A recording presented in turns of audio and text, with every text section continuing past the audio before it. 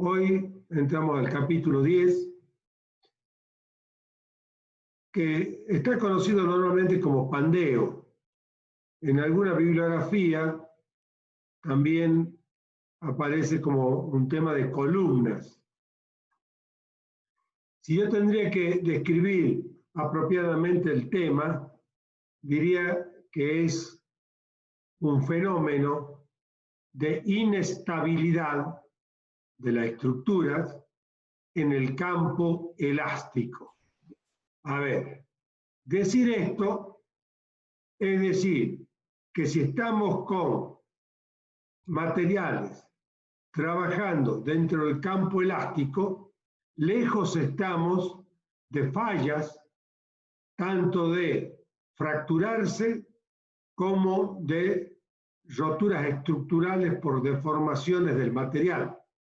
O sea, acá lo que tenemos es que las fallas posibles que se producen en este fenómeno llamado pandeo son fallas de la estructura por su forma, por su conformación, y no es falla del material propiamente dicho, más allá que al final es también el material el que termina colapsando. Pero resulta que no agota el material su resistencia y sin embargo la falla se produce. Eso está llamado legal como inestabilidad elástica y es un fenómeno que se produce fundamentalmente en columnas que tienen una conformación de esbeltez sometidas a compresión. Esas columnas, como nosotros acá vemos en esta gráfica, pueden ser cortas, como ya lo dijimos, y cuando es corta no va a haber inestabilidad elástica. Acá cuando es corta, si el material es dúctil, habrá una falla por aplastamiento, o sea que el material llega a las tensiones de fluencia, sea estas aparentes o reales de cálculos que se puedan realizar.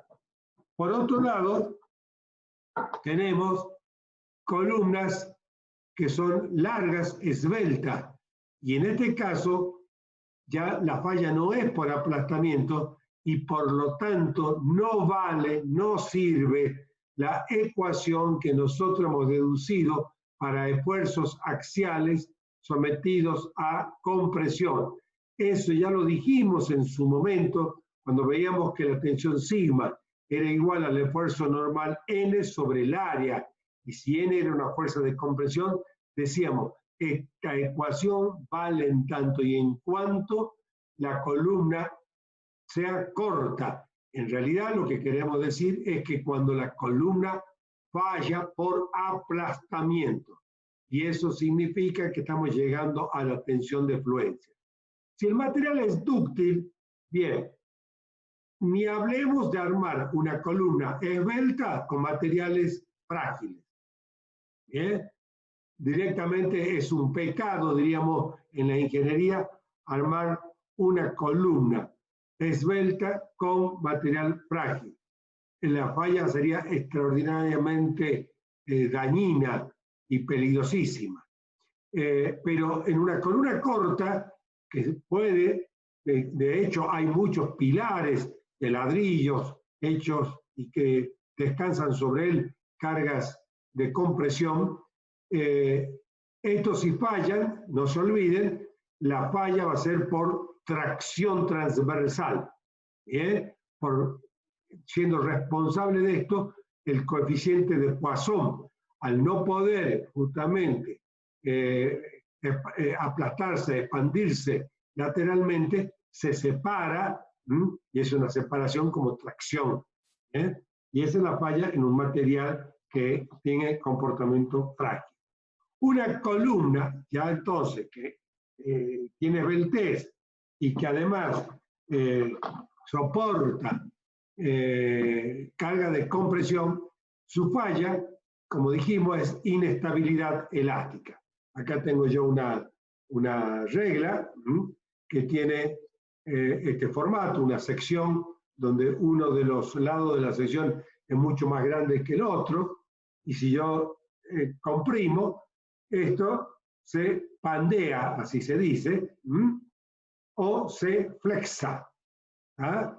Este fenómeno que estoy describiendo acá, fíjense para qué lado lo hace. Siempre lo hace para el mismo lado donde la inercia es la menor. Quiere decir que si yo a un elemento que está soportando carga de compresión y es un elemento esbelto, si las inercias son importantes, inercias axiales, entonces va a ser mucho más difícil que se produzca una falla por inestabilidad elástica. De hecho, yo ahora mirándolo así, sigue siendo hacia el mismo lugar. El pandeo sigue siendo hacia el mismo lugar, donde la inercia es mínima. Acá tenemos columnas donde tenemos cargas centradas o cargas excéntricas. Bien, en uno y en otro caso va la teoría de pandeo. La diferencia fundamental es que en el caso de cargas excéntricas se le va a agregar a la inestabilidad posible elástica en esa dirección el momento producido por la excentricidad. En este caso, el momento sería la carga P por la excentricidad P por E. Y eso, lógicamente, alimentaría mucho más a la inestabilidad del elemento estructural. Y por lo tanto, el colapso, sin duda, apenas comienza la inestabilidad, va a ser inmediato, sin previo aviso alguno, aunque el material sea de característica dúctil. Es un fenómeno donde las excentricidades van aumentando. Las excentricidades van aumentando. ¿Por qué? Porque al flexarse, al pandearse, la dirección de la carga versus el desplazamiento de la sección, que produce una excentricidad. Quiere decir que está concatenado el sistema hacia la falla misma. Nosotros en este curso vamos a limitarnos a columnas esbeltas o no tan esbeltas que tienen su carga excéntrica, o sea, excéntrica, quiere decir que pasa por el eje centroidal del elemento. Vamos a considerar también que esos elementos son rectos, que las secciones se mantienen constante en el diseño mismo desde el inicio de la carga. Después veremos qué pasa cuando ya comienza a deformarse. Y vamos a dejar esto para cuando ustedes ya vean en cursos superiores de hormigón armado o de estructuras metálicas o de madera, cuando tenemos ya cargas excéntricas. Entonces, pandeo también están en las normas CIRSOC 301, creo que es, no, 303, 302, 303, sí. Tenemos en las normas CIRSOC el tratamiento, hay tratamiento más avanzado y es ya para la aplicación, ya diríamos sería para la tecnología aplicada. Lo importante de nuestro curso como tecnológica básica es que conozcan cuál es el fenómeno del pandeo, qué significa que hay inestabilidad elástica, cuál es el tipo de falla que se produce, cuáles son los peligros y por qué tenemos que tener mucho cuidado. Un poco les cuento, alguna vez gané licitación simplemente por entender perfectamente bien el tema de la inestabilidad elástica en columnas de 7 a 8 metros de altura, esbeltas, porque las quise hacer esbeltas, y entonces gané una licitación, puesto que los valores económicos con los que yo me manejaba eran muy por debajo de quienes no se animaban a producir columnas de este tipo. Entonces, el armar una columna esbelta muchas veces puede ser económico, pero hay que tener mucho cuidado y mucho conocimiento sobre el tema para poderlas hacer con éxito. Antes de entrar ya directamente a la columna, vamos a definir los tipos de equilibrios que nosotros podemos tener. Entonces, hay equilibrios estables, acá lo estamos viendo clarito en la figura A, primera, donde si yo tengo una bolilla y le produzco una pequeña perturbación, por ejemplo, pechándola con el dedo, ella va a tener un corrimiento que si saco la perturbación va a volver a su situación original. Bien, eso es lo que nosotros llamamos un equilibrio estable. ¿Bien? Comparable, por ejemplo, que yo acá desplazo esto y cuando saco la perturbación vuelve, ya no hablo de pandeo, simplemente de un desplazamiento que produzco. ¿Bien? Pongo una perturbación, esto se deforma, pero si yo saco la perturbación, vuelve a su situación de origen. Entonces, eso sería un sistema estable de equilibrio que lo comparamos con una estructura de un material, como todos, no rígido, deformable.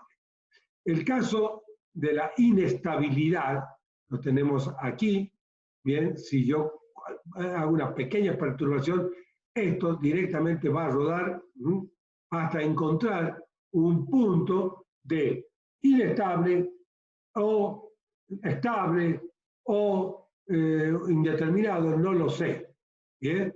Pero puede venir rodando para quedar en una situación como esta, puede venir rodando para quedar en una situación como esta misma, o puede quedar como esta otra, que es un equilibrio indeterminado o indiferente.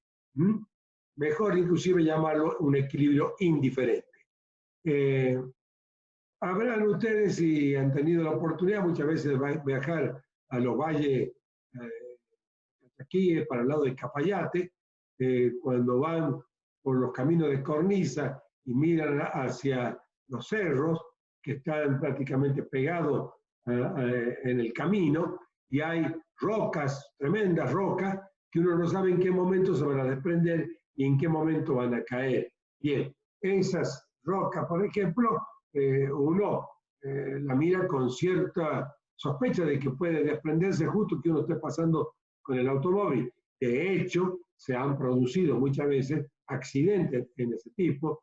A veces se ha tenido mayor suerte y han caído antes de que pasen los vehículos y ha quedado interrumpido el camino, pero eso es un elemento que está en equilibrio inestable. Les cuento una anécdota. Cuando yo era changuito, nosotros éramos 6 hermanos, el caso mío era el segundo, y los 6 hermanos estábamos comprendidos en 6 años, o sea, la mayor tenía en ese momento 8 años, yo debo haber tenido 7, y el menor 2 años. 8, 7, 6, 5, y después, 8, 7, 6, 5, y los otros, sí, de 2 años, que eran mellizos, que son mellizos. Mi padre, nosotros vivíamos en una casa, de esas típicas casas coloniales, donde había al lado un baldío, y separaba la casa del baldío una pared que tenía como 3 metros de altura. Una pared de una casa que tendría ya en ese momento 50 años. Hoy todavía esa casa, no, ya la demolieron. Tenía unos 50 años la pared de ladrillo, el ladrillo era un ladrillo visto, tenía un cantero con balbones en el patio, y mi padre nos compra una calecita que la ponemos justamente en el patio. El patio tenía una galería de un lado, la pared esta que daba al baldío del otro lado, la calecita puesta aquí. Nos levantábamos, fueron los 2 o 3 primeros días, la novedad de la calecita, el entusiasmo de chico, nos levantábamos, algunos ya íbamos a la escuela, así que nos levantábamos tipo 6:30 de la mañana para ir a andar a la calecita antes de ir a la escuela, y nos levantábamos los 6, inclusive los mellizos, los más chiquitos. Tenía lugar para 4, entonces 4 impulsábamos la calecita y los 2 los dos chiquitos, los dos más chicos, uno iba en la falda de mi hermana mayor y otro en mi falda, el otro changuito, hoy un médico conocido en Salta. Bien, entonces comenzábamos a disfrutar de la calecita. Eso lo hicimos un día, lo hicimos un segundo día. Creo que en el tercero o en el cuarto día, a las 5 de la mañana, esa pared de 3 metros cayó hacia ese patio, enterró la calecita. No se veía absolutamente nada, no quedó nada. Era directamente chatarra hundida que nunca se alcanzó ni siquiera a ver porque estaban todos los escombros de la pared. Esa situación fue una situación muy, muy dolorosa. Con suerte no hemos muerto los 6 hermanos. Digo por suerte, bueno, por mi propia existencia, pero también por mis padres, por mi madre, el sufrimiento tremendo para cualquier madre y padre perder 6 hijos en un hecho tan desafortunado que era un hecho de alegría y que podía haber terminado en una tragedia. Esa pared estaba ya en equilibrio inestable. Seguramente por riego en el cantero, el agua que se infiltra en la parte inferior del suelo y debilita, o alguna pequeña perturbación por viento, o Salta, que siempre tenemos algún temblor o algún movimiento sísmico, hizo que esa inestabilidad se ponga en manifiesto y llegue al colapso. Después, ya profesional joven, me tocó proyectar y construir allá en el norte, entre la zona de Moscón y Tartagal, una obra bastante importante que tenía 50 metros de luz, el tinglado, que era para, diríamos, para los camiones Fiat, me acuerdo, y era como de, no me acuerdo si 60 o 90 metros de largo, con entrepiso. Y resulta de que yo llevo mi proyecto ya para comenzar la obra, ya contratada, y tenía mis columnas, y mis columnas eran columnas esbeltas. Pero cuando yo llego, veo que al lado de mi construcción, de la que yo iba a hacer, había volado un tinglado con columnas más grandes, con hierro más importante que el que yo había puesto en los hierros longitudinales. Y entonces, lógicamente, a ver, uno llega a esa situación y dice, yo estoy trayendo una columna mucho más esbelta, a lo que esto ha fallado. Lógicamente que las fallas ahí son por viento fundamentalmente, son campos, son descampados, donde los vientos pegan fuerte. Y entonces yo digo, a ver, ¿qué pasó acá? En vez de revisar mi cálculo, me tomé el trabajo de calcular a esas columnas qué es lo que había pasado. Y bueno, vamos a ver al final de esto, del pandeo, no vamos a ver el caso exacto, pero si ustedes han visto algunas columnas de filigrana, que son hierros longitudinales con diagonales en las 4 caras de pronto, si son columnas en las 4 caras, la falla fue no por el grosor del hierro que estaba sobredimensionado, no por las dimensiones, diríamos, de los anchos o de los lados de la columna, sino fundamentalmente por la separación que tenían las diagonales. Esas diagonales fallaron por pandeo localizado, produjo la torsión en elementos extremos y de allí vino todo como un castillo de naipes, cayeron toda la estructura de este caso que les cuento. Construí, lógicamente, mi proyecto tal cual lo había generado, lo había diseñado y todavía está, y esto estoy hablando ya de hace casi 40 años, o 40 años ya. Bien, acá tenemos comportamiento de una barra larga, simplemente apoyada.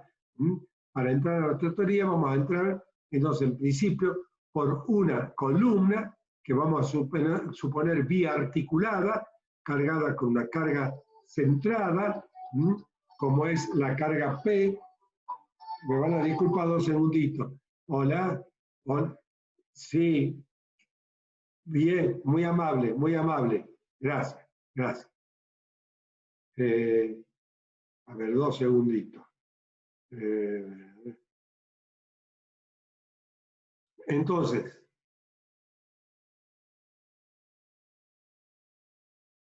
les decía, acá tenemos una columna biarticulada, y esta, a ver, ¿me van a esperar 2 segundos, por favor? Me van a esperar 2 segundos.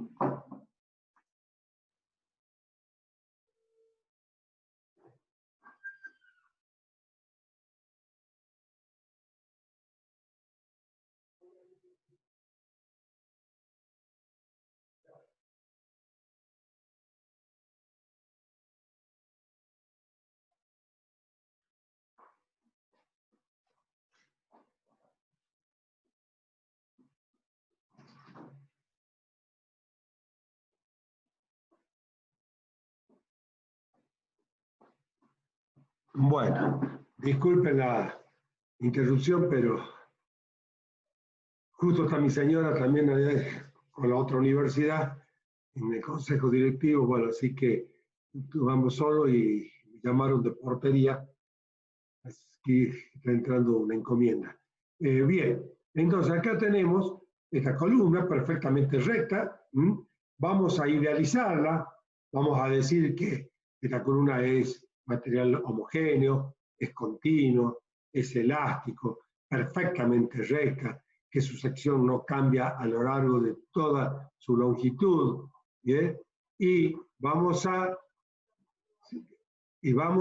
decir que con esta carga de compresión ya colocada, cualquier carga, yo produzco una perturbación, como yo le mostraba hace rato con la regla. Entonces produzco una perturbación en la columna y fíjense, se produce una deflexión.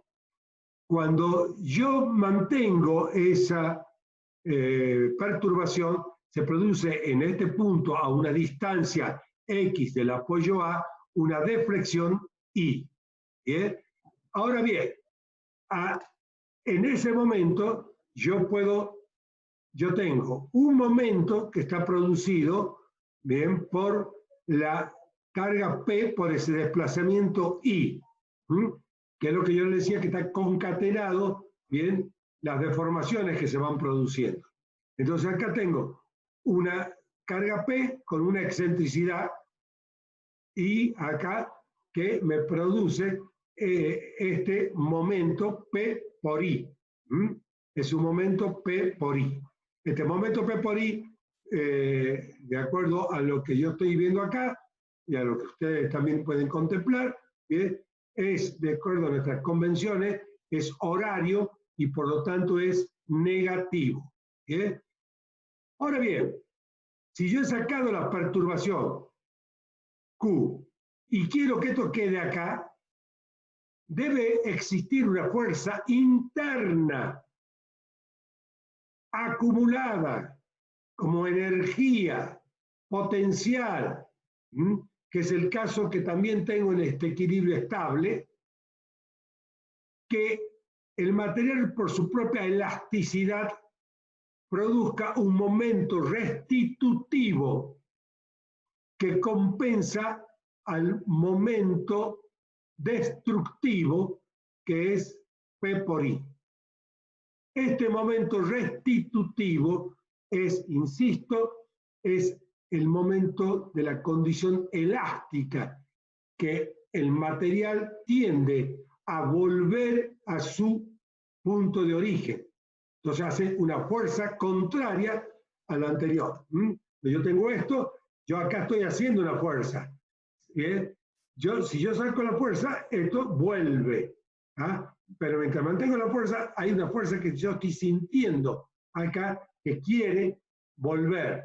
Entonces, hay un momento de equilibrio allí. Ahora bien, si este momento de equilibrio es mayor que el momento restitutivo de equilibrio, mayor que el momento destructivo que yo puedo llegar a tener o de inestabilidad, esto tiene equilibrio que llamamos estable. En cambio, si este momento P por I es mayor que el momento restitutivo M, entonces estaremos frente al equilibrio inestable. Y si son iguales, estaremos en el equilibrio indiferente. Acá tenemos máxima energía potencial, acá tenemos mínima energía potencial. ¿Bien? Entonces, vamos a definir ahora este momento.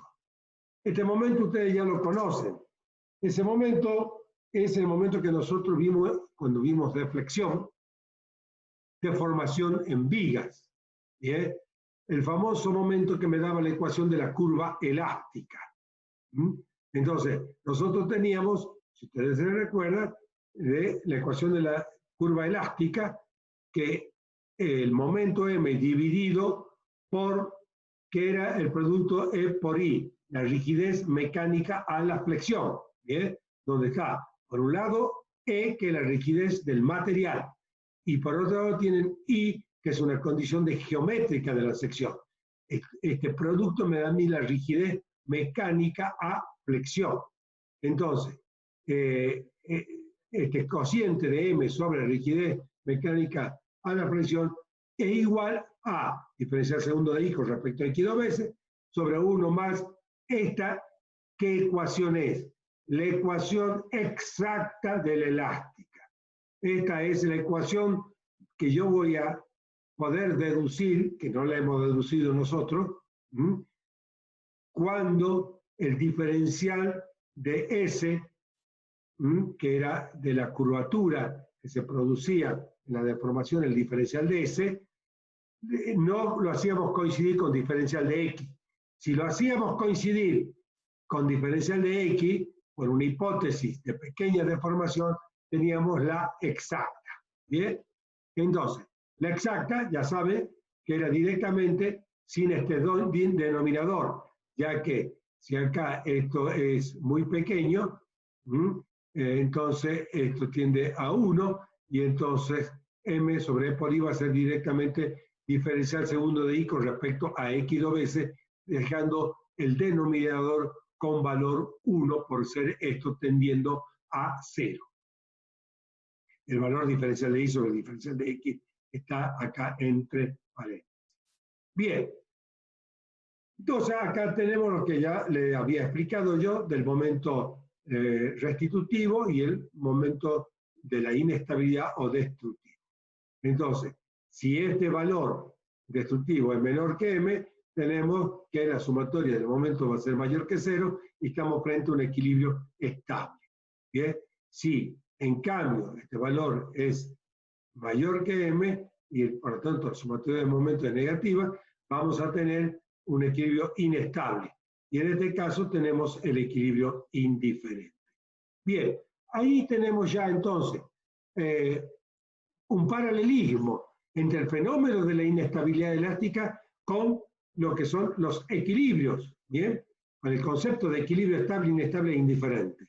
Y es esto que usa uno de los grandes científicos de la ingeniería, como fue Euler, o Euler le dicen algunos, en cuyo honor hice un edificio que justamente la portada del libro que he publicado, en la contratapa, mejor dicho, está ese edificio que construí, que es un edificio justamente esbelto, por eso, por su formato, le quise llamar edificio Euler, en honor a este gran científico.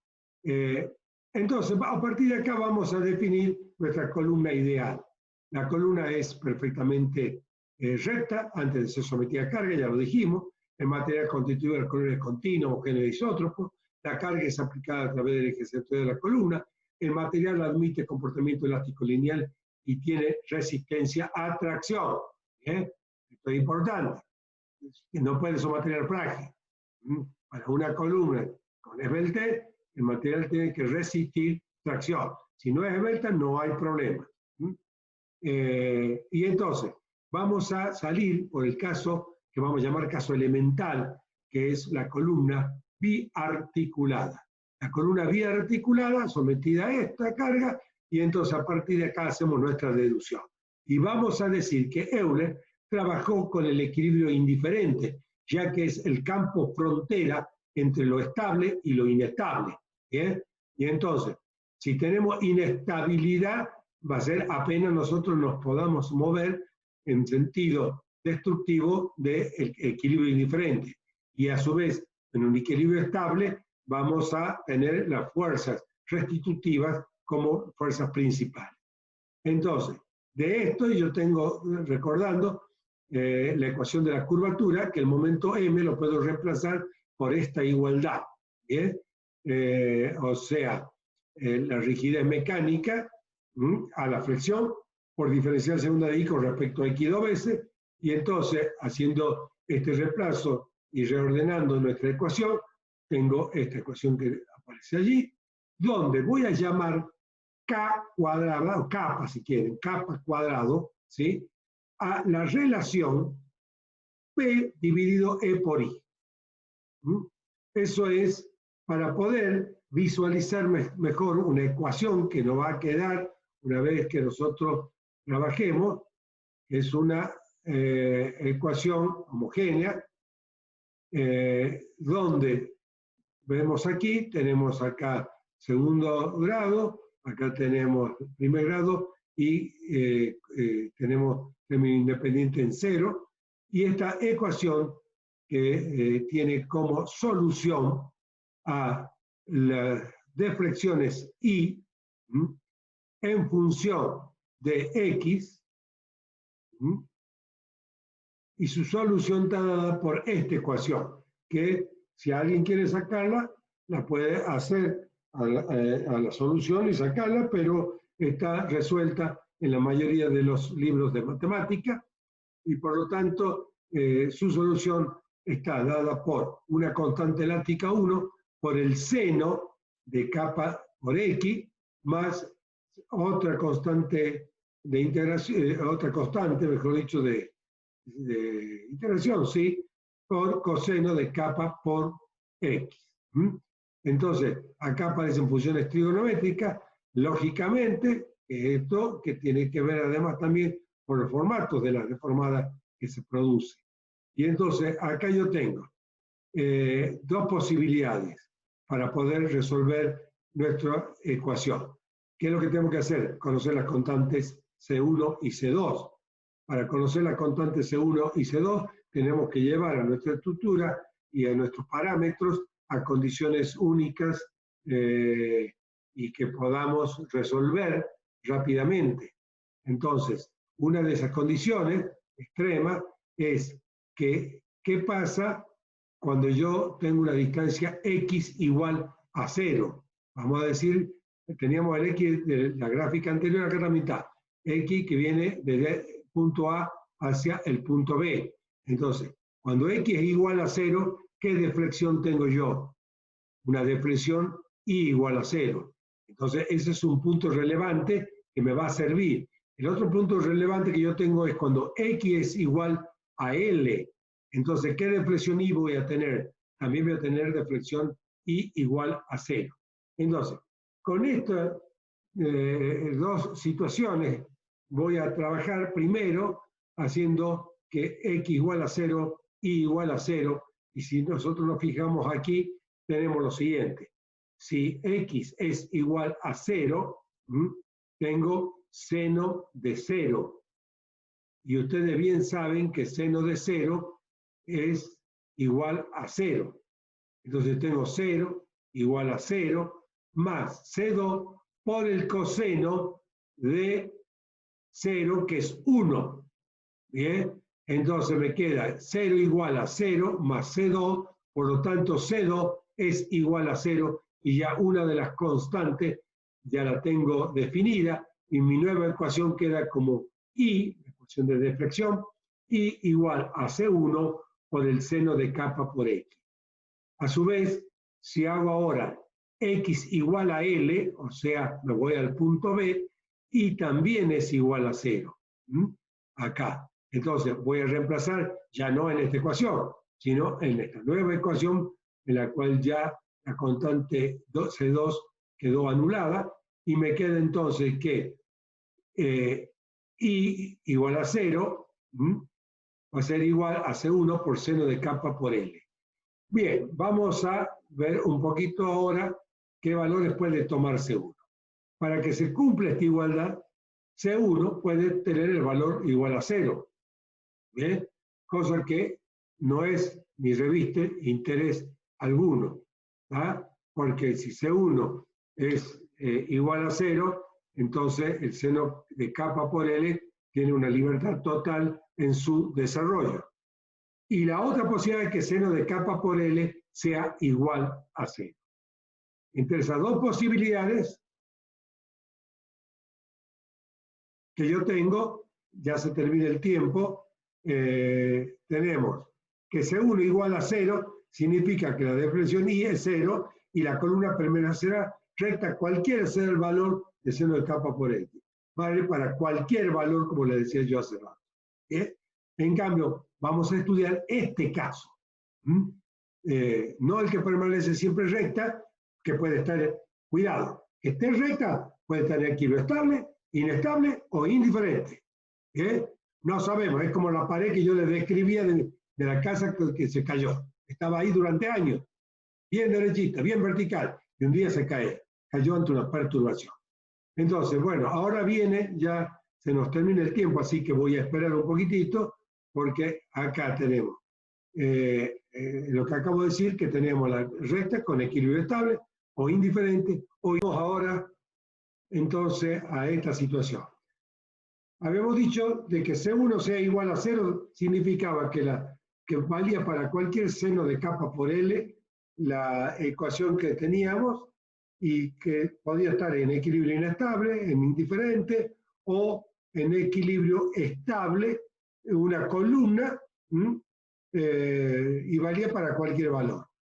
¿Qué significa esta P crítica que aparece acá?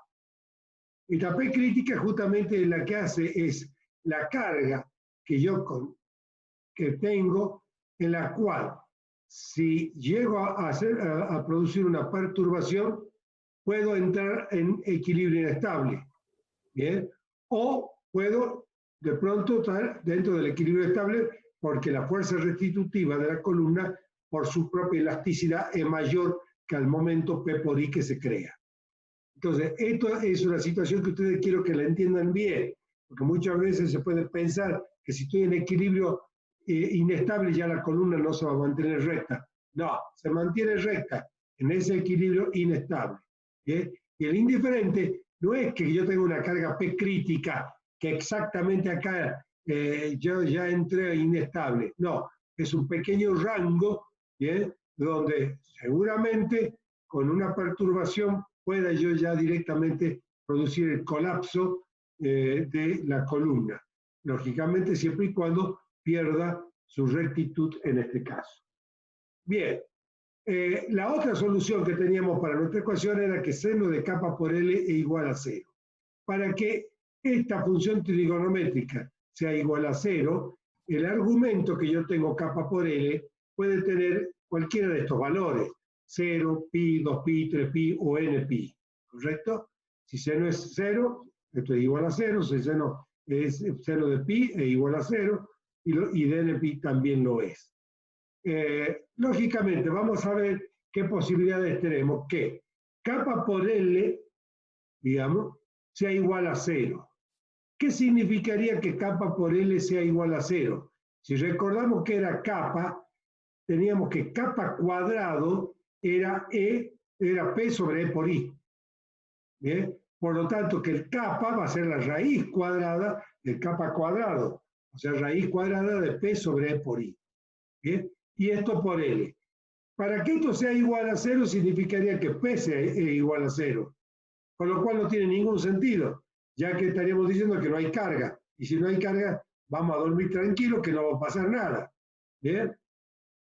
Lo que sí tenemos es carga, quiere decir que kappa por L, este argumento tiene que ser distinto de 0. Y el distinto de 0 puede ser n veces pi. Y ahí podrá ser 1, 2, 3 o lo que sea. N veces pi. Entonces, kappa cuadrado, bueno, ahora, nuevamente, era igual a P sobre E por I. Bien. Por lo tanto, kappa cuadrado es igual a N cuadrado por pi cuadrado sobre L cuadrado en esta igualdad. ¿Ah? ¿Qué hice yo acá con esta igualdad? He puesto acá kappa cuadrado igual a P sobre E por I, pero tuve que elevar al cuadrado tanto N como pi y L, que pasó al denominador del segundo miembro de la igualdad. Entonces, en esta situación, esto constituye lo que es la ecuación de Euler, ya que voy a tener una carga P igual a n veces cuadrado por pi cuadrado sobre E por I sobre L cuadrado. Bien, P puede tomar cualquier valor dependiendo de n. Tengo conexión inestable, pero no haberme. Dependiendo de n, bien, y dependiendo lógicamente de I. ¿Se acuerdan yo cuando al comienzo decía la inercia de esto? Bien, inercia débil en una dirección, inercia fuerte en la otra dirección. Bien, entonces, para que yo consiga mi carga crítica, tendrá que ser con el valor n más pequeño que yo tenga, que es 1. Y va a ser con la inercia mínima de la sección que yo tenga. ¿Bien? Y eso me da a mí mi carga crítica, llamada carga crítica de Euler. Y está dado por pi cuadrado por esto que ya acuérdense era la rigidez mecánica a flexión, y en este caso es la menor rigidez mecánica a flexión que tiene la columna, ¿bien? Puesto que está con el momento de inercia axial menor, mínimo, sobre la longitud L al cuadrado. Esta longitud también tiene relevancia, no es cualquier longitud, es la longitud de una columna que es biarticulada, o sea, una longitud entre las articulaciones. ¿Bien? ¿Qué quiere decir con esto? Que únicamente vale una longitud que vamos a llamarle después equivalente, y esa longitud equivalente va a ser igual a la longitud real solo y solo si los vínculos de la columna en sus extremos es articulación. Entonces, finalmente, volviendo a nuestra ecuación que teníamos antes, para ver cómo es el comportamiento de la deflexión I, va a ser una función sin duda de un seno, por lo tanto, va a tener formato sinusoidal las deformaciones.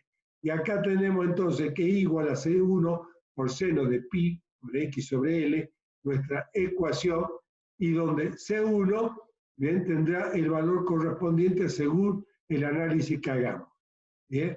Pero lo que sí me dice acá es que según yo tenga los valores, voy a tener una posibilidad, una curvatura así, o una curvatura así sinusoidal también, o una mucho mayor que esta, inclusive con 4, 5, 6 veces que vaya y venga, como el río del Valle allá cerca de la estancia del Rey, que va y viene en el camino y lo cruza 7, 8 veces. Bueno, acá también puede cruzar tantas veces como sea n.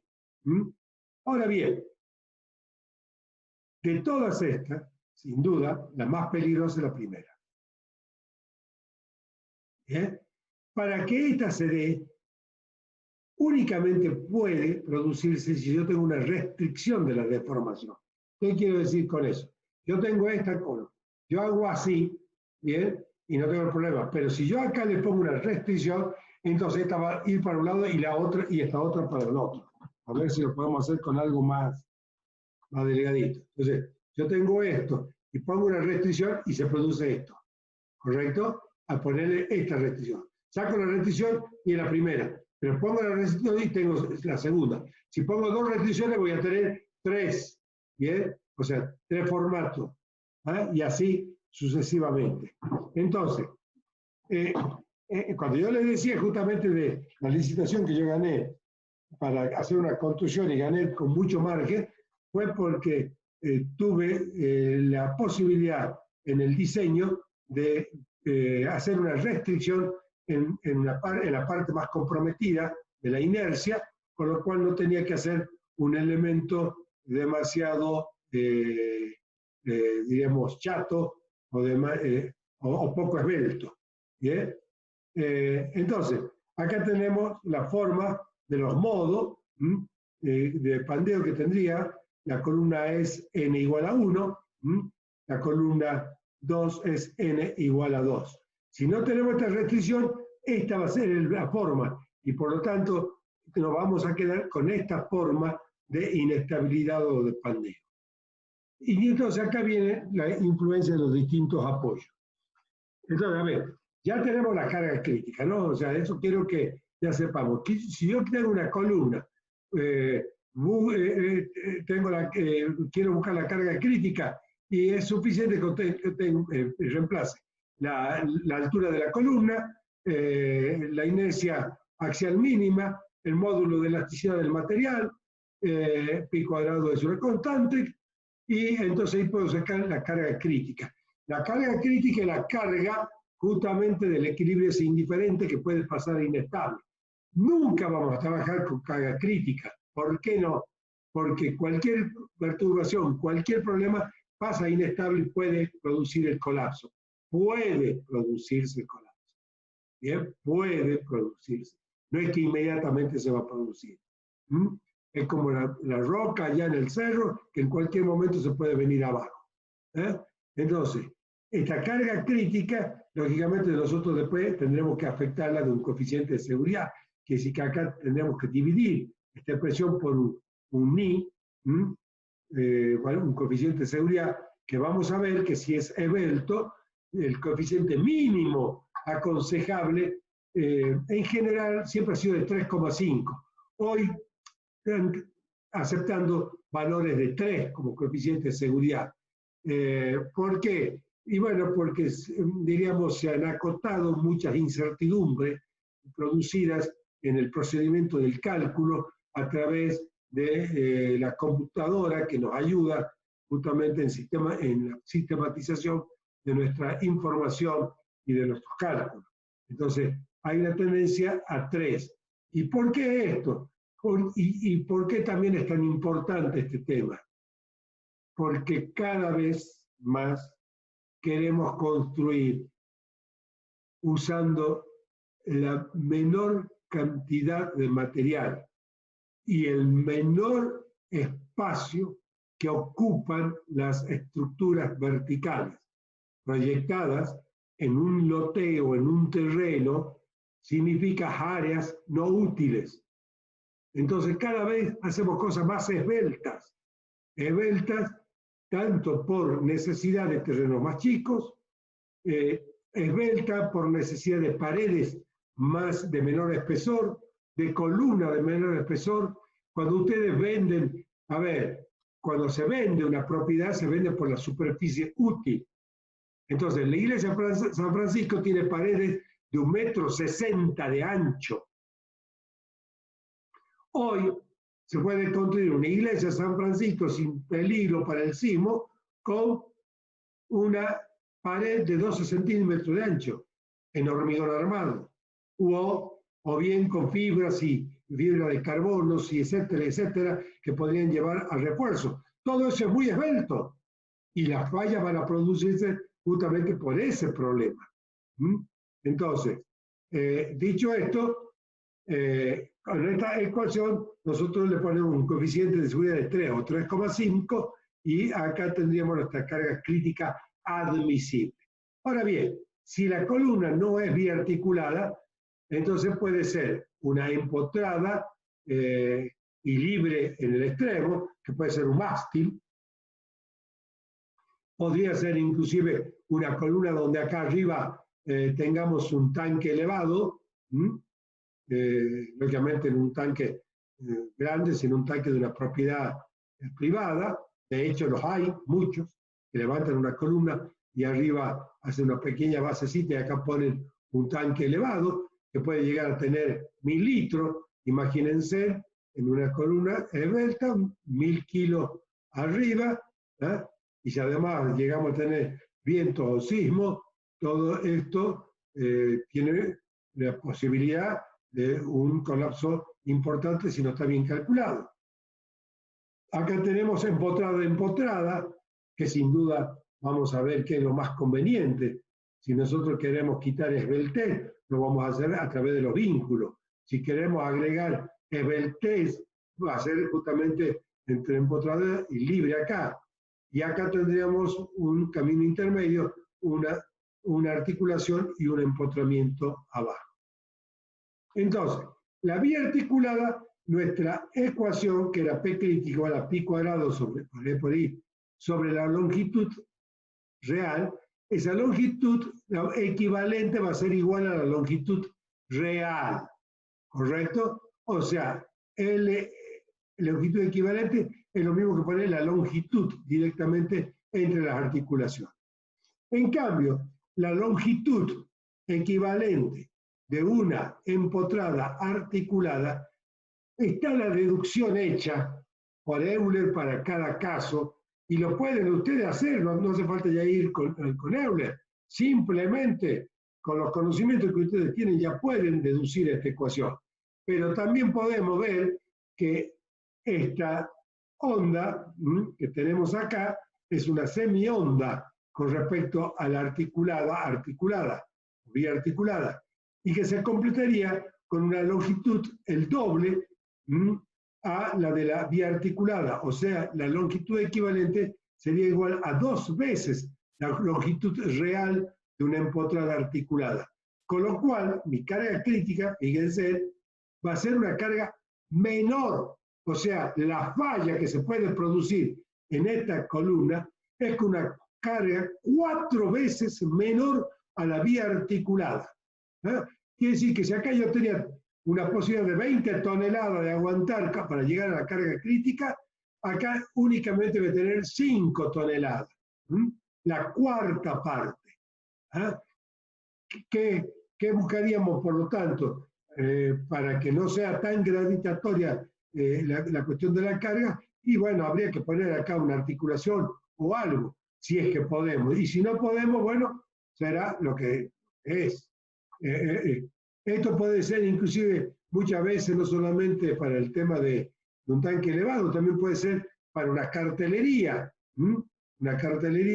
en rutas, etcétera, de esa que se construye, y para tantas otras cosas, hasta para poner un monumento arriba. Acá tenemos el caso de la vía empotrada. Fíjense, la vía empotrada, cuando al no tener la posibilidad acá de giro libre, entonces el empotramiento se traduce este momento al empotramiento, y por lo tanto acá no podemos tener giro. Y entonces esta es la forma de la onda, que termina siendo una semionda, mejor dicho, una mitad de la onda en lo que hace a la longitud. Entonces la longitud real, esta, vamos a tenerla en una longitud equivalente de L sobre 2. La longitud equivalente es esta que tenemos acá, en L sobre 2, que tiene la misma forma de la onda de la vía articulada, ¿sí? De la vía articulada. El mismo, acá tenemos los puntos de inflexión. Y esta onda es igual, pero se desarrolla en una longitud a la mitad. Y por lo tanto, la carga crítica que yo puedo tomar acá con una empotrada es 4 veces mayor a la vía articulada. O sea, si acá teníamos 20 toneladas, en estas 5 toneladas, acá tenemos 80 toneladas para carga crítica. Miren la diferencia. Además, entre 5 toneladas y 80, tenemos 16 veces más entre esta y esta otra. Por lo tanto, si yo tengo que aconsejar algo, es empotrar siempre que sea posible, sería lo mejor. Muchas veces esto no me da, sobre todo en la estructura metálica, y entonces tenemos normalmente un empotramiento y una articulación. y a veces tenemos articulación a articulación. Cuando yo les contaba la falla de ese tinglado que yo vi allá entre Moscón y Tartagal, justamente la falla es en las diagonales de las filigranas, que son articulaciones, se consideran como articulaciones. Entonces tiene una vía articulada. Ahí no se puede hacer un empotramiento. Y finalmente, empotrada, vía articulada, vamos a tener que la carga crítica es 2 veces mayor a la de la vía articulada. Simplemente reemplazando en cada uno a LE en este caso por 2 veces L, a LB en este caso por L sobre 2, en este caso LE sobre L sobre la raíz cuadrada de 2, que es lo que me da justamente las condiciones vistas. ¿Sí? Bien. Hasta acá llegamos, vamos a dominio de la fórmula de Euler y lo que nosotros llamamos ahora pandeo elástico. Cuando Euler deduce esta ecuación, la deduce bien cuando dice, bueno, voy a trabajar con el momento M, lo hace acá, en esta ecuación, con la curva elástica. Él dice, voy a trabajar con la curva elástica y usted la hace no con la exacta, sino con la aproximada, que es esta, que son para pequeñas deformaciones, que es la que nosotros usamos normalmente en ingeniería, y entonces con esa hace la deducción. Pero después queda con esa carga crítica acá, habla del módulo de elasticidad y no habla de más nada. Y pareciera ser que no importaría el comportamiento ya del material. Y entonces acá viene algo que se corrige.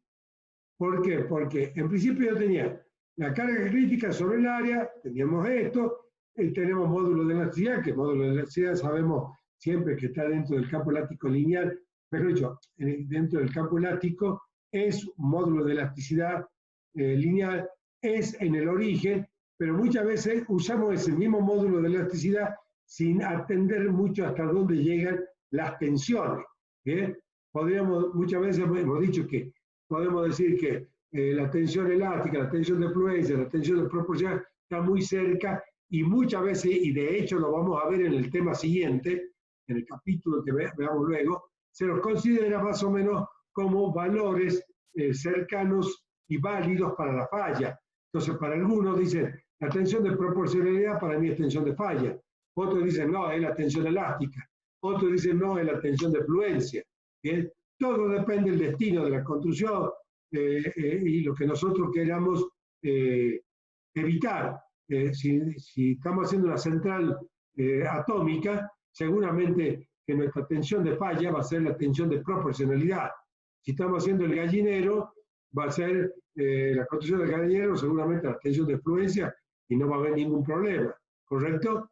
Entonces, normalmente una tensión elástica está, diríamos, mucho más estricta en que las deformaciones no superen ese valor, ¿bien? Y que tengamos ante cualquier hecho accidental que se comporte dentro de ese campo y siempre pueda volver a su situación original el elemento sin deformaciones residuales.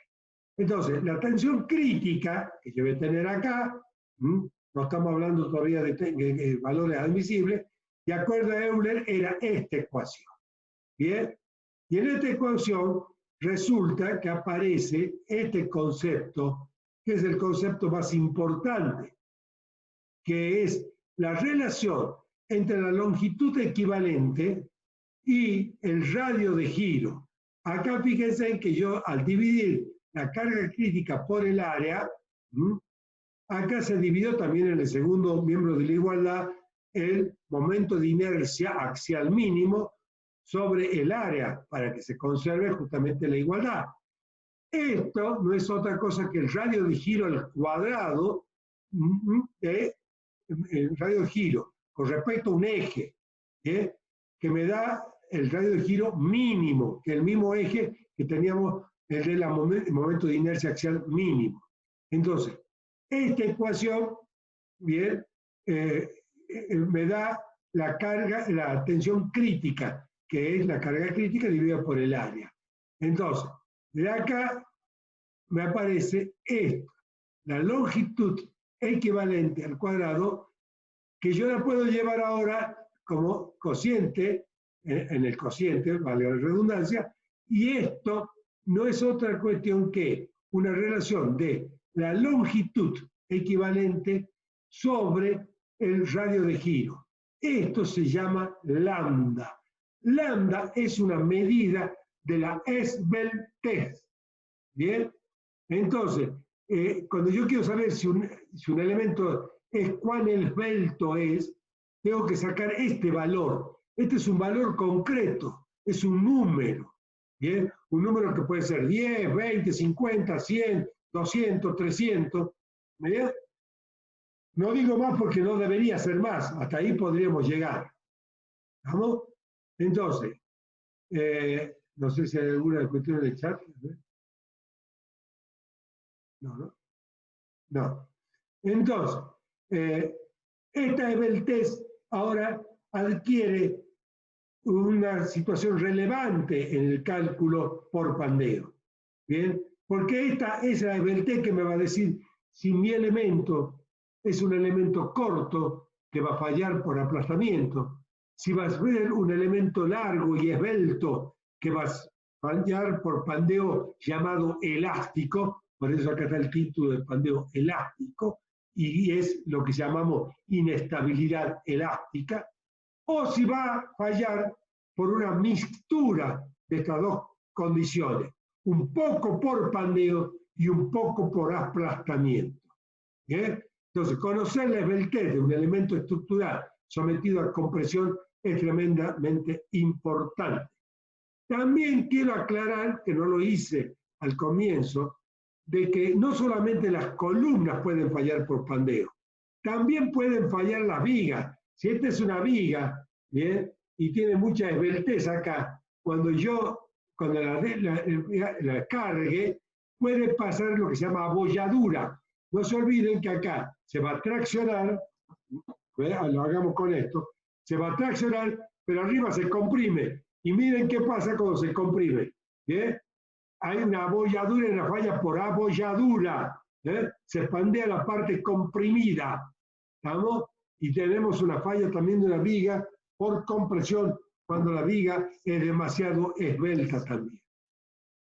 Bien, entonces acá tenemos la ecuación fundamental de Euler, que me da la tensión crítica igual a pi cuadrado, miren qué fácil que es para recordarla, por el módulo de elasticidad del material, lo de arriba es un valor constante, y la variación de la tensión crítica va a ser nada más que con la esbeltez de la columna. ¿Bien? Así que miren, si no es importante la esbeltez, vamos a ver cómo varía la tensión crítica. Si es más esbelta, mayor va a ser la tensión, menor va a ser la tensión crítica, perdón. Si es más esbelta, menor va a ser la tensión crítica. ¿Qué quiere decir? Que menor va a ser la posibilidad de aumentar carga. ¿Ah? Voy a tener una tensión crítica muy baja. No me puede admitir esa columna mucha carga, porque rápidamente mucha carga me va subiendo la tensión. Entonces, mayor esbeltez, menor tensión crítica. Entonces, ¿qué es lo que se va a introducir y que Euler no introdujo en su momento? Que la tensión crítica, de acuerdo, y esto es pregunta de examen mío de cajón, cuando Euler deduce su ecuación, lo hace montado de la deducción de la curva elástica. Y si ustedes se acuerdan, cuando nosotros deducíamos la ecuación de la curva elástica, lo hacíamos producto de la geometría de deformación en flexión y usábamos una fibra que estirábamos o comprimíamos y que decíamos que se producía una tensión sigma y la llevábamos a la ley de Hooke y por lo tanto al llevar a la ley de Hooke decíamos que los épsilon no podían pasar la deformación de la ley de Hooke y que sigma era igual a E módulo de elasticidad lineal por épsilon. ¿Qué quería decir eso? Que estábamos dentro del campo de la proporcionalidad. Por lo tanto, nuestra tensión en la deducción de la ecuación de la flexión como de la curva elástica, siempre han sido dentro del campo elástico lineal. Decir campo elástico lineal es decir tensión de proporcionalidad, tensión de proporcionalidad entre tensiones y deformaciones.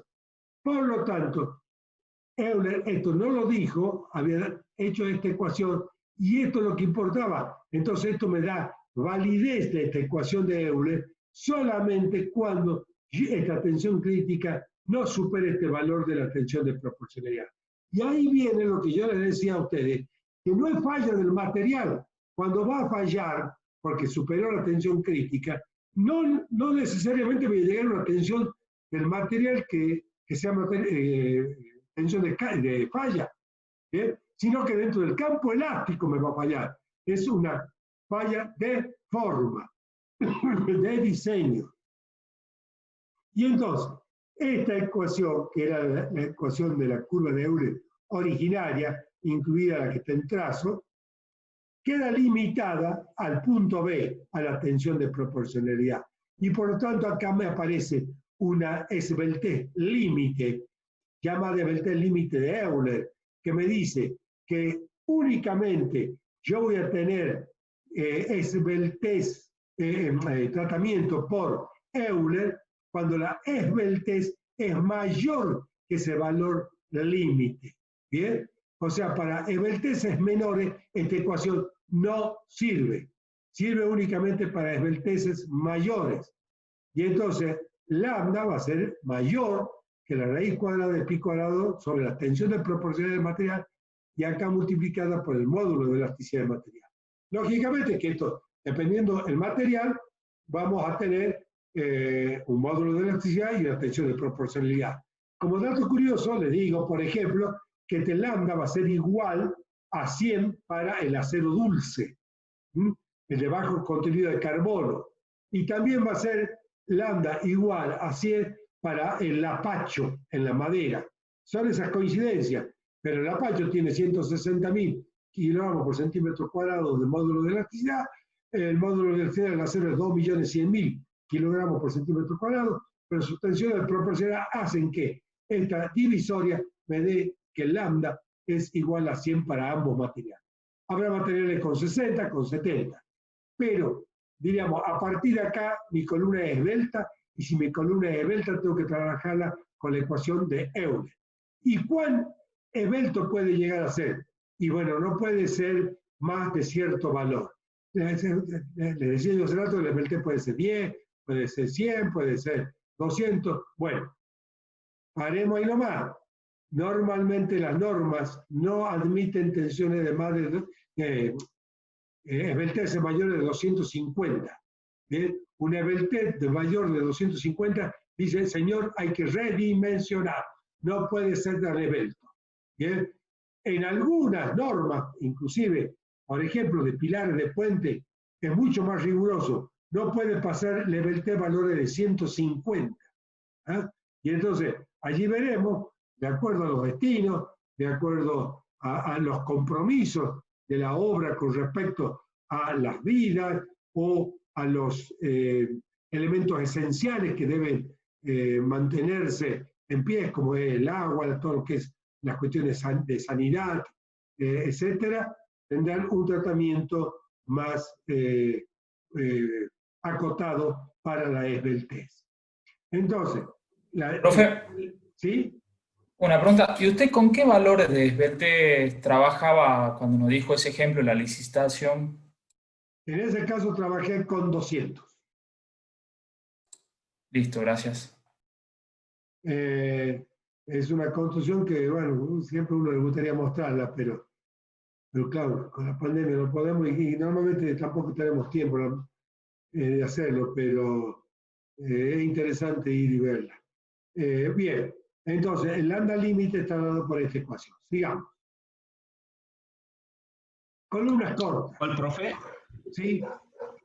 ¿Cuál construcción dijo? Perdón que no escuché, se me cortó. No, la que me preguntó Mauro, ¿no? ¿Me preguntaste, Mauro? No, yo no pregunté. Capaz que hay otro Mauro. Bueno, es la que yo me referí cuando comenzamos la primera hora. Bien. Esa.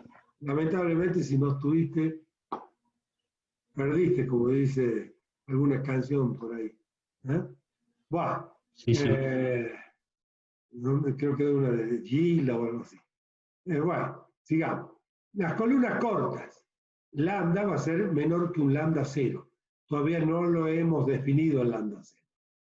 ¿Bien? Pero este lambda cero es un límite en el cual la falla todavía se produce por aplastamiento y solo por aplastamiento en toda la fibra.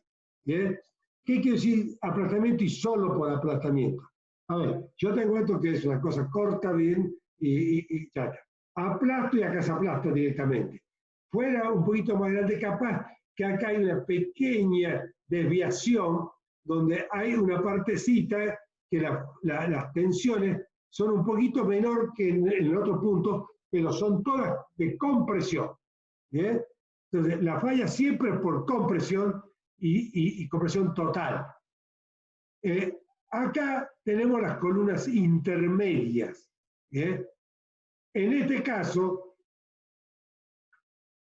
ya tengo una deformada donde se puede, digamos, llegar a fluencia, una parte de compresión, y estando muy por debajo y bien en el campo elástico, la otra parte de la fibra de la misma sección de la columna. Y acá serían las que son pandeo elástico, donde todas las fibras están en situación elástica. A ver, tengamos en cuenta lo siguiente. Cuando yo pandeo así, toda esta fibra de acá se tracciona, toda la fibra de acá se comprime, pero todas están en el campo elástico.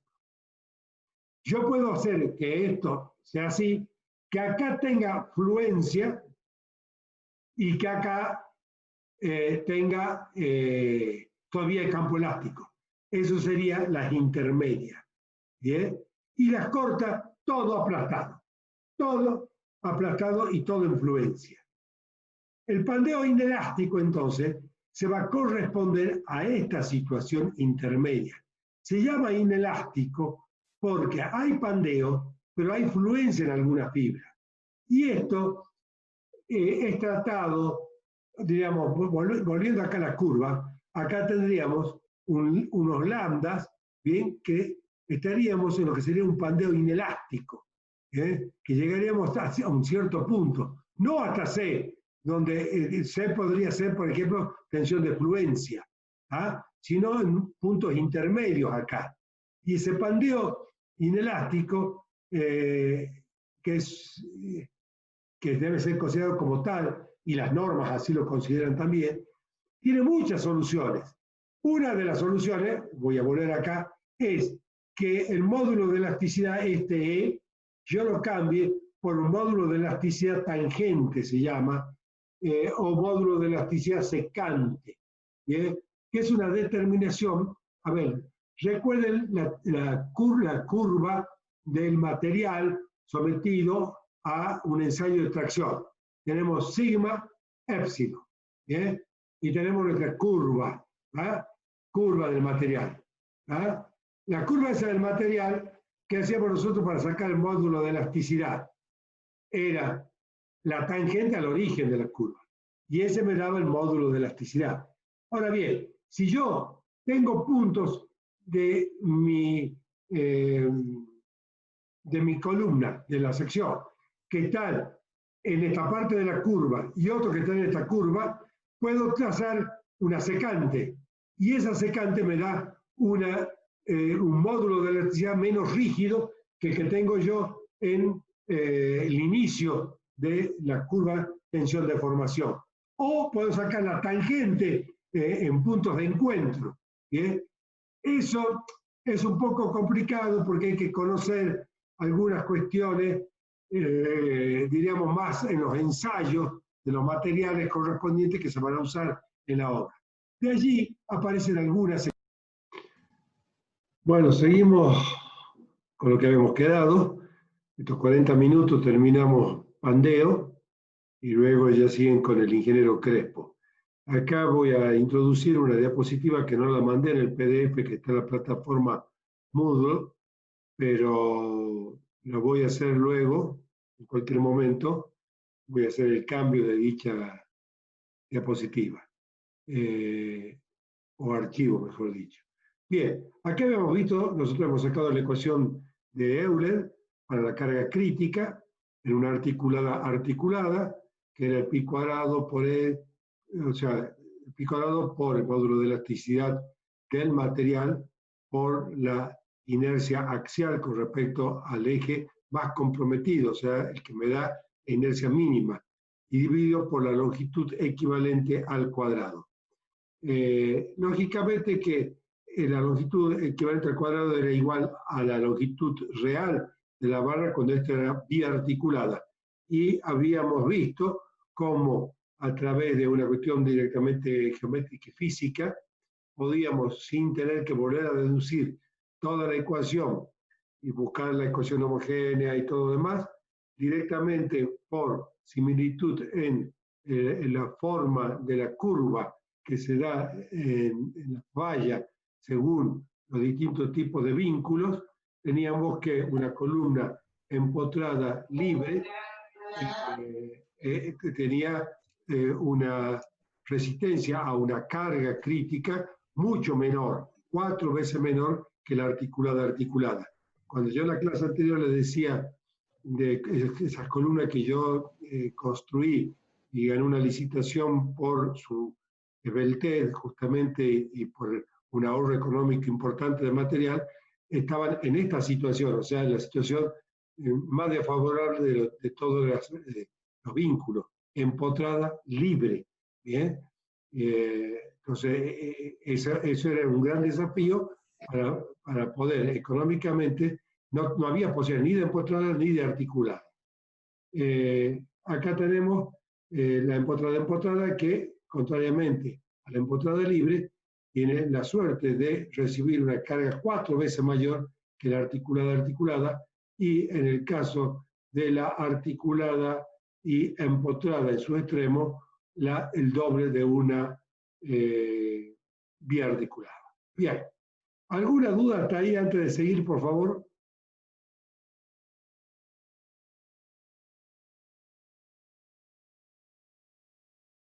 No hay ninguna duda, aunque sea en chat, póngame si que no hay duda, por lo menos para saber que están.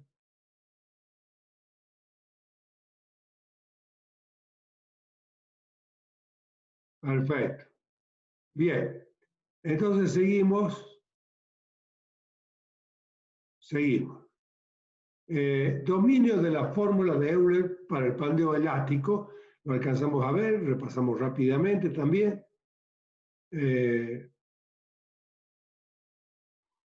Habíamos visto, ¿no es cierto?, que lo importante acá era el concepto de la esbeltez, y que esa esbeltez es una relación geométrica que tiene una barra, en la cual la longitud de la barra también teniendo en cuenta la sustentación de la misma, entonces acá va a ser longitud equivalente igual a L si es biarticulada, pero si es empotrada tendrá el valor de la longitud que nosotros veíamos acá, o sea, empotrada, la longitud equivalente es L sobre 2, quiere decir que acá se me disminuye la esbeltez, puesto que va a tener una longitud L sobre 2 veces el radio de giro mínimo de la sección.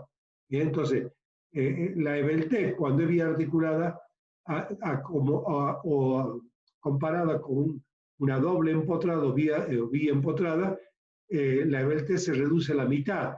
Quiere decir que si podemos empotrar, mucho mejor, ya que va a ser un elemento mucho menos esbelto y menos riesgoso de colapsar por inestabilidad elástica. Ya habíamos definido bien el radio de giro y habíamos dicho de que podíamos conseguir la tensión crítica, que era la tensión crítica de Euler. Esta tiene que ser menor o igual a la tensión de proporcionalidad. Habíamos dicho justamente que esta esbeltez, cuya ecuación la deducimos lógicamente a partir de acá, estas ecuaciones, tendrá que ser mayor o igual que la raíz cuadrada de pi cuadrado por el módulo de la elasticidad material sobre la tensión de proporcionalidad que tenga el material. Y entonces, según esto, la EBT límite es, para poder aplicar Euler además, es de un valor lambda límite para mayor. O sea, en el acero, en el Apache, como yo le decía en la clase anterior, este es un valor de 100. En un pino, por ejemplo, es un valor de 60. Y según el material, voy a poder aplicar Euler según este valor límite. Por otro lado, tenemos un lambda menor que lambda 0. ¿El lambda 0 qué es? El lambda 0 es un valor que está aquí, lambda 0, en el cual lo sacamos a partir de la ecuación de Tess-Mayer. Yo ya le expliqué de que es una ecuación empírica que se hace a través de laboratorio y ensayos, donde el valor A y el valor B son valores, 11,4 y 3100 para el acero, ¿bien? En kilogramos sobre centímetro cuadrado, y entonces cuando yo acá igualo la tensión crítica a el valor de la tensión de fluencia, va a salir despejado este lambda como lambda 0. Entonces, a partir de aquí, yo tengo todo lo que se llama falla por aplastamiento, y sería correspondiente a columnas cortas. Para el acero normalmente este valor es de 20. Lógicamente, si en vez de poner tensión crítica igual a tensión de fluencia, pongo tensión crítica igual a tensión de proporcionalidad, el lambda que voy a despejar es el lambda límite. Quiere decir que la ecuación de Tess-Mayer tiene esta gran ventaja de darnos los dos límites, el lambda 0 y el lambda límite, para aplicar Euler, para aplicar Tess-Mayer o para aplicar la ecuación clásica de esfuerzo normal sobre área, que es la de aplastamiento. Entonces acá tenemos las tensiones, estas se llaman también tensiones críticas, y son tensiones de falla. Pues yo tengo tensión crítica igual a tensión de fluencia, es una tensión de falla.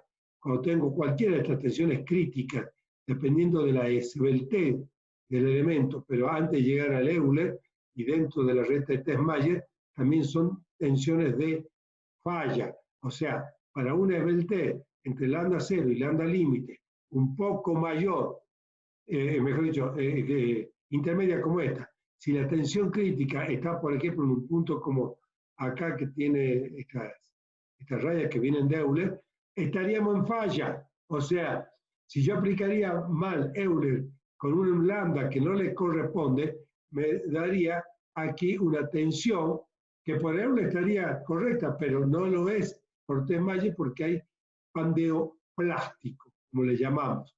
Entonces acá tenemos lo que se llama inestabilidad elástica, acá entre lambda 0 y lambda límite, inestabilidad plástica, y acá directamente columnas cortas con falla por fluencia o aplastamiento. Bien, a esta tensión crítica se la trata de darle un forma más, diríamos, más dibujable, ¿bien? Y entonces acá tenemos una tensión de la recta, que la suavizamos en el encuentro con la tensión de Euler, que sigue así, ¿bien? Y donde acá se hace un poco asintótica en este valor la tensión crítica. Esta que estoy mostrando acá es la de falla. Y entonces, ¿qué se dice? Bueno, no podemos ir a la falla. Cuando yo hago mi cálculo, tengo que trabajar con tensiones menores a las tensiones críticas de falla. Y entonces se afecta por un coeficiente de seguridad.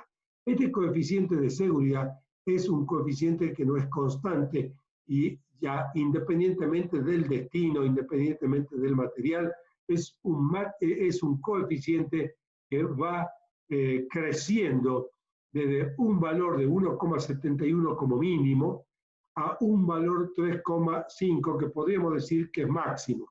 Yo les decía la clase pasada que hoy inclusive hay tendencia de bajar ese valor de coeficiente de 3,5 a 3, dado que alguna incertidumbre con el cálculo computacional sistematizado y con menor posibilidad de errores matemáticos, en el cálculo matemático, se trata de bajar a 3. También les expliqué como es la tendencia de la esbeltez que hoy tenemos en los diseños. Entonces, si nosotros ahora dividimos la tensión crítica, tenemos acá que de falla, por este coeficiente de seguridad, que tiene esta curva, ¿no? Como creciente, hasta que llega a 3,5, donde aquí estamos ya en Euler.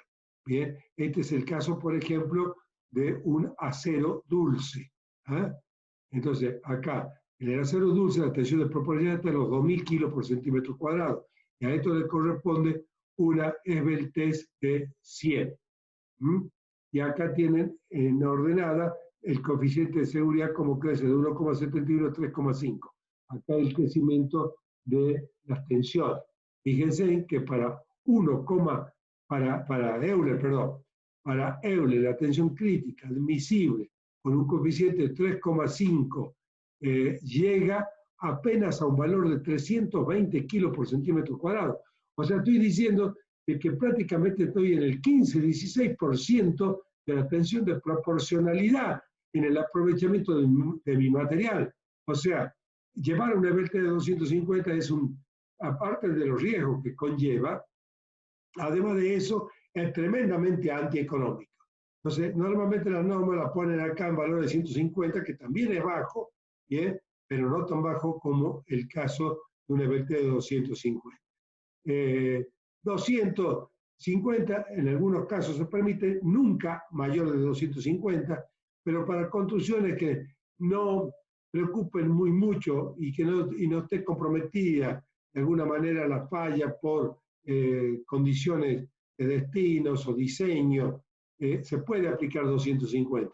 Si yo tengo que recomendar, yo diría que nunca pasen un esbeltez de 200, y en el caso de puentes, como dijimos, en pilas y en elementos estructurales importantes como receptores de grandes tanques de agua, silos, etcétera, yo diría que con 150 estaríamos bien. Bien. Hay un método que está prácticamente en desuso con la nueva norma. Yo me niego a dejarlo totalmente en desuso. Primero porque es muy práctico, porque la norma alemana lo siguen usando. Un poco hay una tendencia actual de ir hacia las normas americanas. Y la verdad es que no sé hasta qué punto es económicamente tan conveniente el uso de los nuevos métodos. De cualquier forma, está en las normas, en nuevas normas, en proyectos y normas de la CIRSOC, y por lo tanto eso lo van a ver ya en construcciones metálicas. Pero yo lo aconsejo siempre la 302, la norma 302 que toca justamente la CIRSOC 302, aceros, y habla justamente de esto, de toda una norma de pandeo y de inestabilidad elástica para todo tipo de estructura.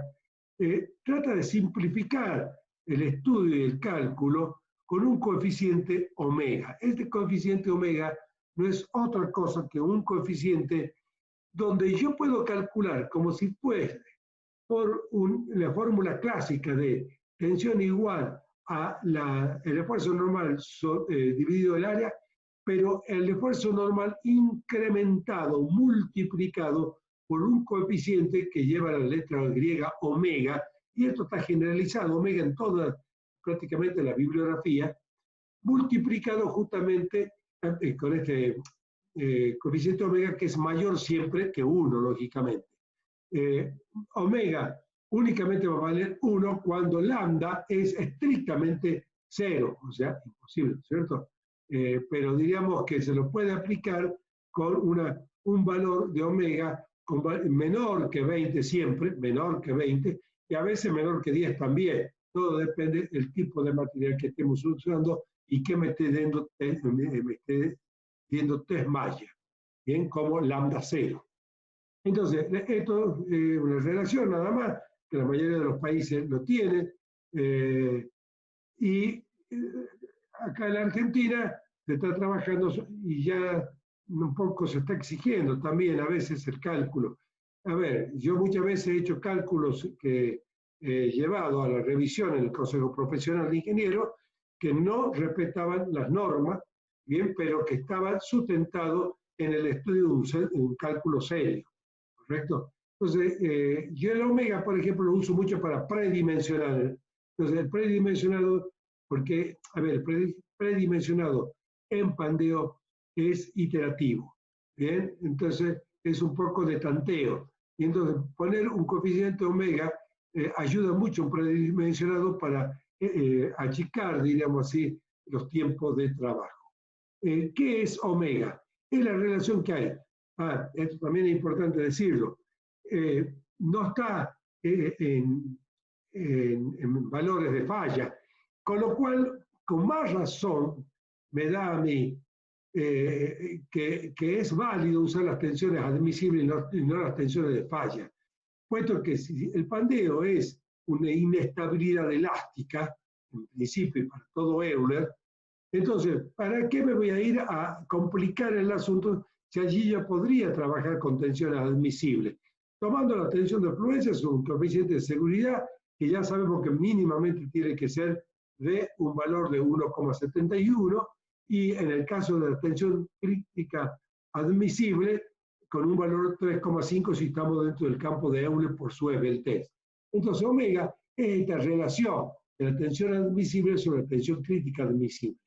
Entonces, acá yo puedo despejar mi tensión crítica admisible, que va a ser igual a la tensión admisible, tensión de prudencia sobre ni, sobre el coeficiente omega. ¿Bien?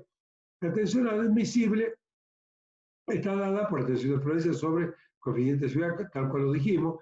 Esto sí depende del destino, la construcción, los materiales, etcétera, etcétera, el tiempo de duración de la obra. Entonces, a partir de acá y reemplazando, yo tengo que el valor de omega, que es lo que me interesa, el coeficiente de mayoración va a ser igual a la tensión admisible que está dada por la tensión de prudencia sobre ni, sobre la tensión crítica admisible de Euler en este caso, ¿bien? Que sería pi cuadrado sobre E por ni por lambda cuadrado. Lógicamente, si estamos dentro del pandeo anelástico, acá voy a tener la tensión crítica admisible de Tesmayer, ¿bien? O sea, el A menos B por lambda sobre también un coeficiente ni. Entonces, de acá yo tengo la tensión crítica admisible, ya directamente para mi diseño, va a ser igual a la carga crítica admisible sobre el área. ¿Bien? Esto por lógica, ¿no es cierto? Tensión igual a carga sobre área. Si esto es crítico admisible, esto también es crítico admisible. Y entonces yo tengo que, esto va a ser igual por esta ecuación de igualdad que yo tengo acá, ¿bien? Que P crítico admisible sobre el área es igual a la tensión admisible sobre omega. Entonces, la tensión admisible directamente va a ser igual a omega por P sobre A. A ver, todo lo que expliqué es la deducción que ustedes tienen que saber de dónde viene omega. Bien, pero ahora ya entramos con esto. Quiero calcular y ¿qué necesito conocer? Omega. Bien, en la norma CIRSO 302 ustedes tienen para distintas Ebel test y para distintos aceros los omega ya calculados, no necesitan calcularlo. Entonces, van, buscan con la Ebel test en función de la Ebel test, en función del material, buscan el coeficiente omega, entonces tienen una omega sobre A y entonces ustedes podrían buscar una carga P de trabajo igual a la tensión admisible multiplicada por A dividida por ese coeficiente omega. Si no está el coeficiente omega en el listado de materiales, por ejemplo, si es otro material que no sea acero, pues bien, con esto ustedes pueden perfectamente hacer el cálculo de ese omega para el problema y la esbeltez que puntualmente se tenga. Entonces, acá simplemente yo tengo que, conocido el coeficiente omega, sea por este medio, sea porque está en tabla en las normas correspondientes, multiplicado por la carga P sobre A, esta carga P, siempre la carga de trabajo, será menor o igual que una tensión admisible. Lógicamente, si lambda igual a 0 o es próximo a 0, omega es igual a 1 y por lo tanto es falla por aplastamiento y nada tenemos que ver acá. Entonces, este omega no se olvide, lo pueden calcular acá con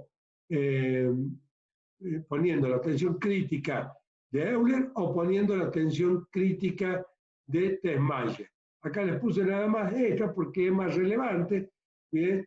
Pero quien hizo este trabajo es Engeser, y así está la norma nuestra, basada, la norma 302, en Engeser. Bien, seguimos. ¿Alguna pregunta? Aunque sea por chat, me mandan. Si algo no lo he entendido.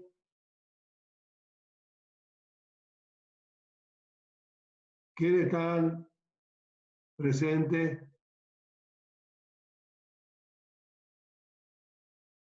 María Jiménez. No hay. ¿Quién más? Bueno, como siempre digo, esta clase no la voy a subir. Directamente la voy a dejar para quien ha venido, quien ha tomado el apunte esto, y cuando llegue el momento del examen, vamos a ver quiénes han estado presentes en esta clase. Secciones compuestas sometidas a compresión. A ver, hemos visto, y voy a retroceder un poquito, hemos visto que la curva, que las tensiones, o que las cargas críticas, mejor vamos un poquito más atrás todavía, que las cargas críticas son función fundamental del módulo de inercia, el momento de inercia axial de la sección en su parte mínima. ¿Bien? Quiere decir que si yo tengo mayor inercia, mayor carga crítica puedo poner. De allí es que viene que muchas veces se usan secciones huecas, ¿bien? Para mejor aprovechamiento del material.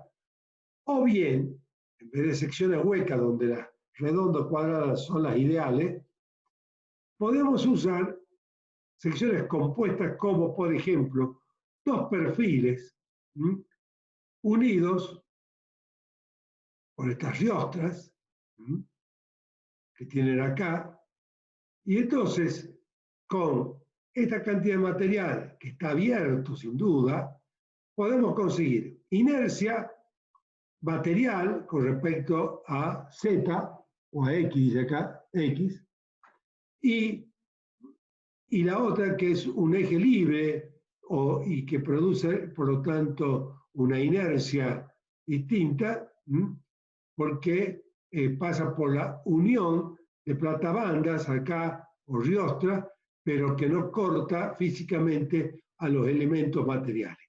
Esto puede ser perfiles doble T, puede ser perfiles C, puede ser perfiles ángulo, bueno, C, perfiles U, los mismos, vuelvo a repetir.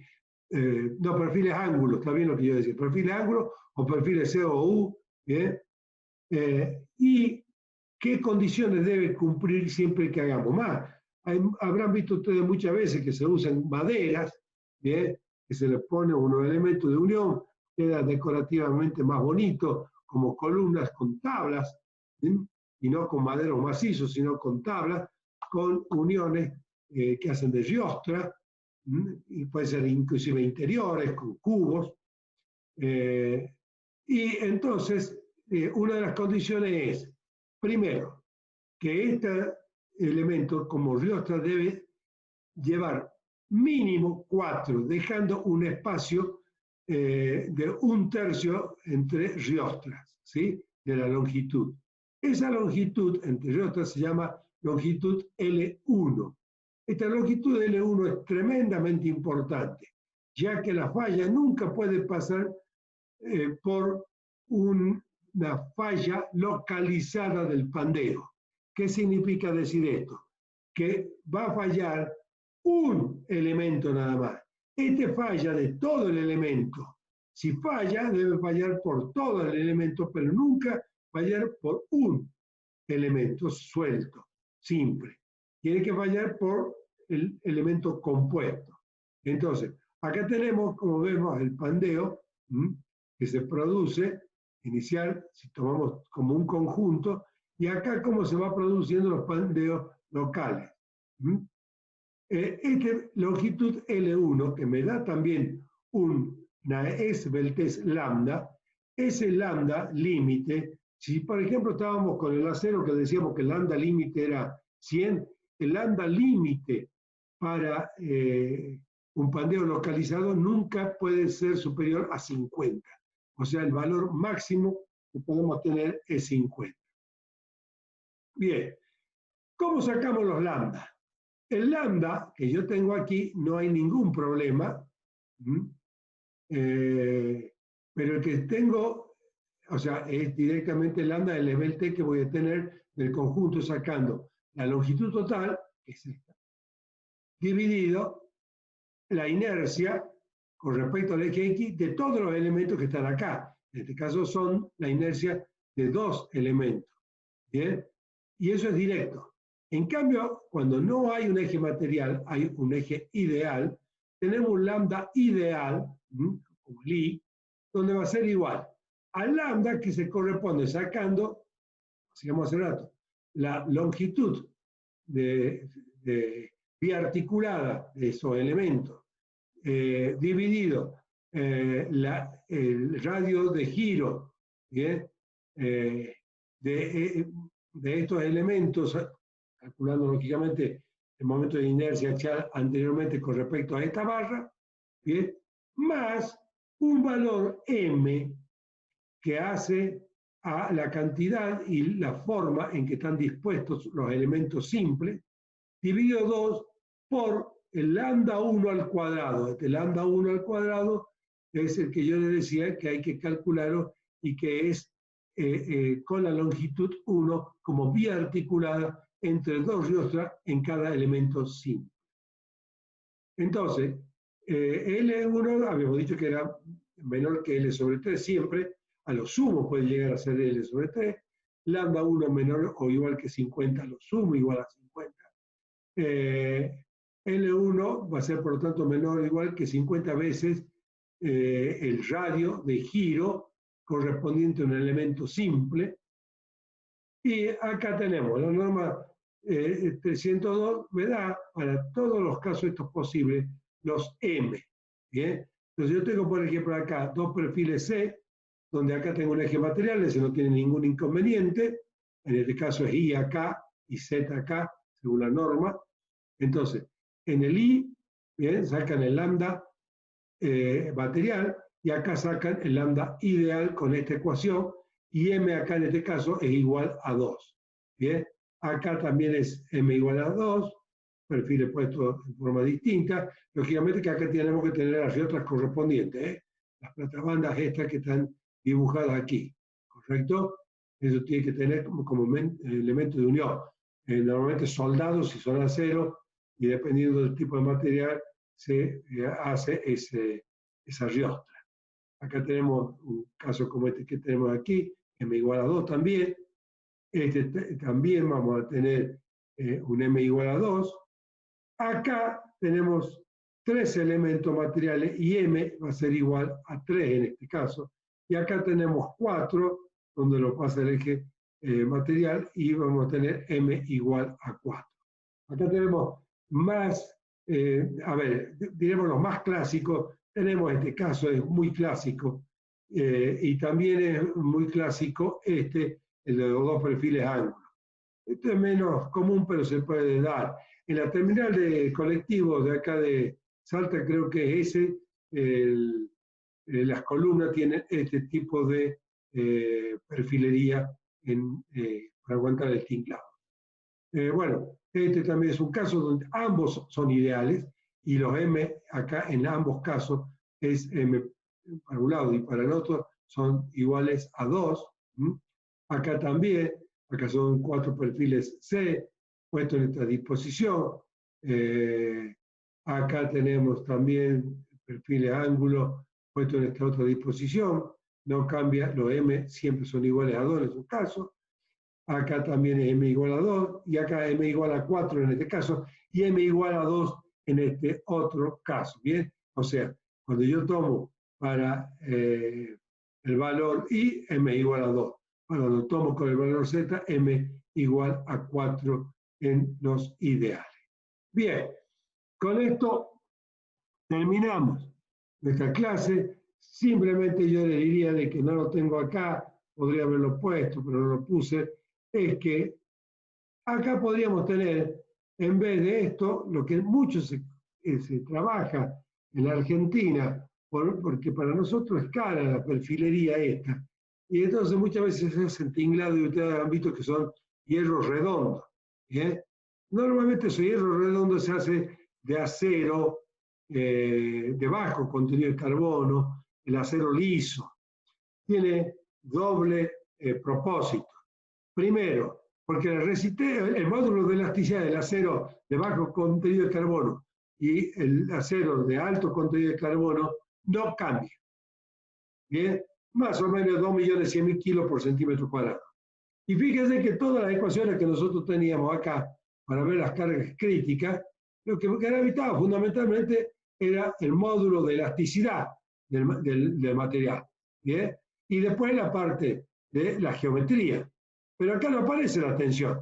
Quiere decir que si la tensión del acero es mucho mayor o menor, no gravita la carga crítica. Es el módulo de elasticidad. Entonces, ¿para qué voy a usar un acero más caro de pronto, como uno de alta resistencia, si mi columna va a fallar por inestabilidad elástica de la misma manera que si uso un acero de menor valía? Esa es la primera. La segunda, el acero dulce o acero de bajo contenido de carbono tiene una gran ventaja. Sus soldaduras son mucho más eficientes. Cuando el material es un material fragilizado como el acero de alta resistencia, la cristalización por soldadura puede ser muy peligrosa y puede producir fallas directamente de fractura como material frágil y ni siquiera entrar en la posibilidad de una inestabilidad elástica. ¿Bien? Entonces, esto sí, pregunta de examen final, sin duda, ustedes me lo van a tener que contestar. ¿Por qué podemos usar, o por qué se usa en las estructuras que nosotros construimos de acero redondo, que son estructuras que se llaman de filigrana?